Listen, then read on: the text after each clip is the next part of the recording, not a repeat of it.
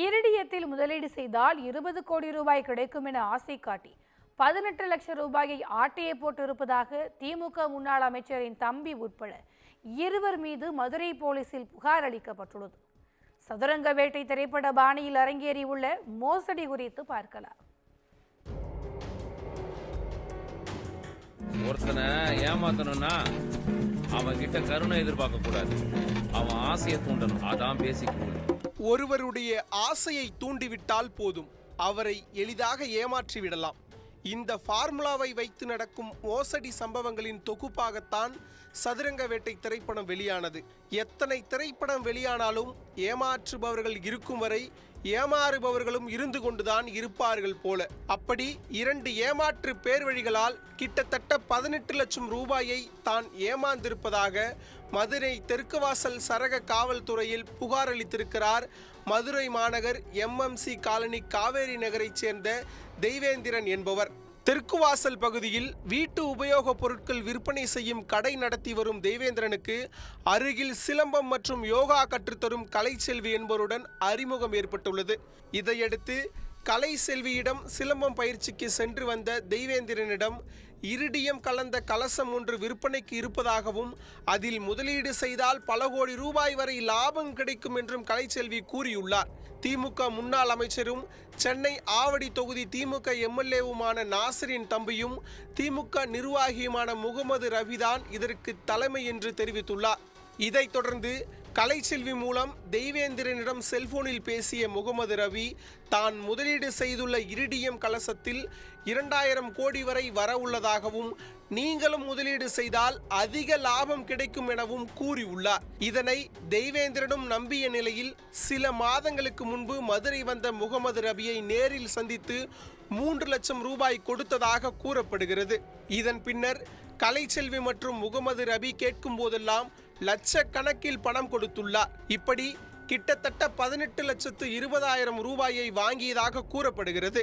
இதனிடையே இரிடிய விற்பனையில் முதலீடு செய்துள்ளவர்கள் மீட்டிங் என கூறி சென்னையில் பிரம்மாண்ட தங்கும் விடுதியில் தங்க வைத்து தெய்வேந்திரனிடமிருந்து ஆதார், பான் கார்டு உள்ளிட்ட ஆவணங்களையும் பெற்றுக் கொண்டுள்ளனர். ஒரு வாரத்தில் மும்பையில் இருந்து 20 கோடி ரூபாய் பணம் வந்துவிடும் என்றும் கூறியுள்ளனர். ஆனால் அதற்கு பின்னர் எந்த பணமும் வராத நிலையில் அது குறித்து கேட்டபோது தேர்தல் விதிமுறை அமலுக்கு வந்துள்ளதால் தாமதமாகிறது, மத்திய அமைச்சர்கள் நிர்மலா சீதாராமன், நிதின் கட்கரி ஆகியோரிடம் தலையீடு இருப்பதால் தாமதமாகிறது என்று கலராக ரீல் சுற்றவே தன்னிடம் மோசடி நடைபெறுகிறதோ என்று தெய்வேந்திரனுக்கு சந்தேகம் கிளம்பியுள்ளது. இதையடுத்து தனது பணத்தை திருப்பி கேட்ட போதும் தராமல் இழுத்தடித்ததோடு புலித்தோல், சிறுத்தை நகம், வைரக்கல் விற்று தந்தால் பல லட்சம் லாபம் பார்க்கலாம் என அடுத்தடுத்து தூண்டிலையும் வீசியிருக்கிறார்கள். கலைச்செல்வி புலித்தோல் மீது அமர்ந்து யோகா செய்வது போன்ற புகைப்படங்களையும் காட்டியுள்ளனர். அதனை ஏற்காத தெய்வேந்திரன் போலீசில் புகார் செய்வதாக கூறியிருக்கிறார். அப்போது கலைச்செல்வியும் முகமது ரஃபிக்கும் சேர்ந்து இரிடியம் சம்பந்தமாக புகார் கொடுத்தால் காவல் நிலையத்தில் யாரும் ஏற்றுக்கொள்ள மாட்டார்கள் என்றும் நீங்களும் சட்டவிரோத செயலில் ஈடுபட்டதாக உங்கள் மீது வழக்கு பதியப்படும் என்றும் மிரட்டியதாக கூறப்படுகிறது. இதையடுத்து இரிடிய கலசம் விற்பதாக கூறி தன்னிடம் ஏமாற்றிய கலைச்செல்வி திமுக முன்னாள் அமைச்சரின் தம்பி முகமது ரஃபி மீது தெய்வேந்திரன் புகார் அளித்துள்ளார். மேலும் முகமது ரஃபி பணம் தொடர்பாக பேசிய ஆடியோ ஒன்றையும் அவர் அளித்துள்ளார். இப்ப உங்களை டைரக்ட் பெனிஃபிஷரியா கொண்டு வந்தோம்னா அதுக்கு நீங்க தான் டிரான்சாக்ஷன் நீங்க தான் பண்ணணும். இப்ப ஏற்கனவே நான் ஒரு 5.5 லட்சத்துக்கு மேல இப்ப நான் கரெக்டா அவங்களுக்கு அனுப்புன அந்த பேங்க் நிஃப்ட் எல்லாமே என்கிட்ட இருக்கு பாத்துங்க. ஒரு 6 லட்சத்துக்கிட்ட நான் கொடுத்துருக்கேன். அதாவது இந்த பணத்தை பத்தி நீங்க பணம் இன்வெஸ்ட் பண்ணது எதுவுமே இங்க ஒரு தப்பு சொல்ல வரல. சரிங்க, எனக்கு எனக்கு டைரக்டா இன்வெஸ்ட் பண்ணதான் எனக்கு கணக்கு. சரிங்கப்பா. சரிங்களா, நீங்க டைரக்டா கட்டிருக்கீங்க இல்லையா? ஆமாப்பா, ஆமாப்பா. டிரான்ஸ்ஃபர் பண்ணிருக்கீங்க, டிரான்ஸ்ஃபர் பண்ணிட்டு ரசீது அனுப்பிச்சீங்க. ஆமா ஆமா, அது உங்களுக்கு கணக்கு. சரிங்க. அதுக்கு மேல என்ன டிரான்சாக்ஷன் பண்ணீங்கன்றதெல்லாம் அந்த பொண்ணுக்கும் அவங்களுக்கு ஒண்ணுதான் கணக்கு. சரிங்கப்பா.